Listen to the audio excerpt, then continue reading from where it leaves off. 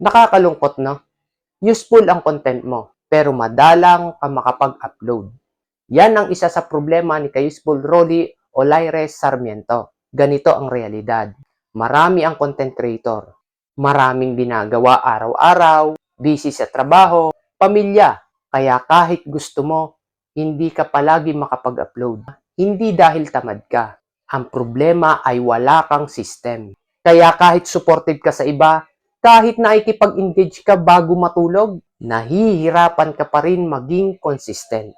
Ito ka-useful ang ilan sa suggestion ko na pwede mong gawing solusyon sa problema mong yan. Pwede mong subukan.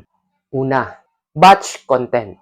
Gumawa ka ng 3 to 5 videos sa isang araw at hindi mo kailangan upload agad ang lahat ng nagawa mo sa araw din yon.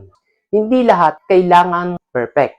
Scheduling post ang kailangan. Kahit 2 to 3 times a week lang, okay lang habang busy tayo. At kung dumating naman ang time na may oras ka na daily mag-upload, mas maganda na magawa mo.